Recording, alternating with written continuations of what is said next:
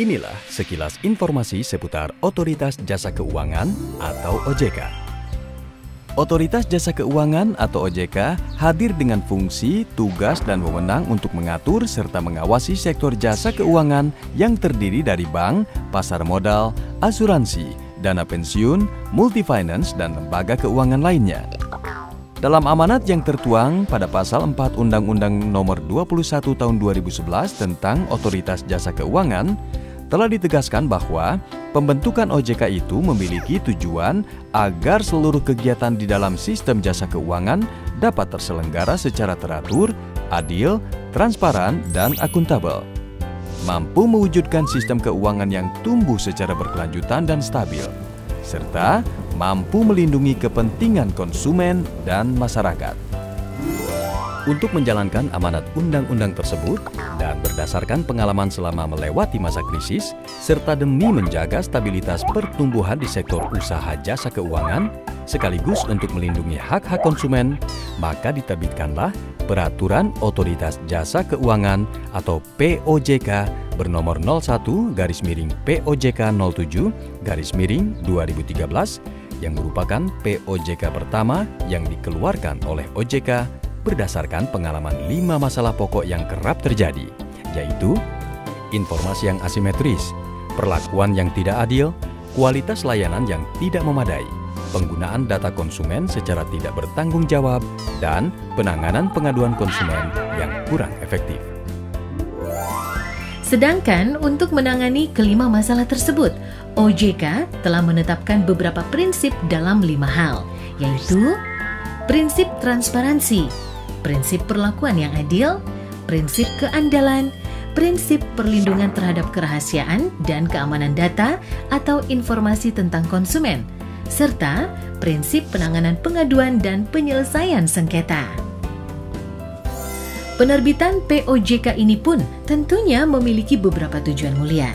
Di antaranya adalah menciptakan sistem perlindungan konsumen keuangan agar kepercayaan masyarakat kepada sektor jasa keuangan meningkat, menumbuhkan kesadaran akan pentingnya perlindungan konsumen di sektor jasa keuangan, meningkatkan pemberdayaan konsumen dalam memilih dan menentukan produk atau layanan PUJK, dan menjamin pemenuhan hak serta kewajiban konsumen.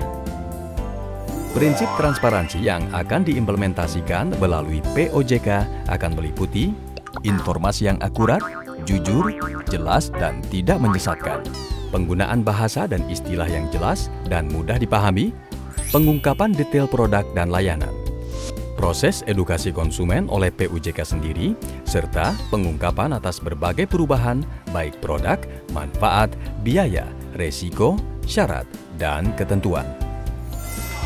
Sedangkan prinsip perlakuan yang adil yang akan diterapkan melalui POJK ini meliputi kesetaraan akses dan tidak diskriminatif, kesesuaian produk dan layanan, pemasaran yang jujur dan bertanggung jawab, prinsip keseimbangan, kewajaran dan keadilan dalam perjanjian, menghindari benturan kepentingan, serta penentuan biaya yang bertanggung jawab. Adapun prinsip keandalan yang akan menjadi fokus POJK meliputi menjamin kualitas produk dan layanan serta melindungi aset dan dana konsumen, bertanggung jawab atas kerugian konsumen yang diakibatkan oleh kelalaian yang dilakukan pihak PUJK, memberikan bukti kepemilikan produk dan manfaat kepada konsumen, memberikan laporan posisi saldo konsumen, dan melaksanakan instruksi konsumen yang sesuai dengan perjanjian.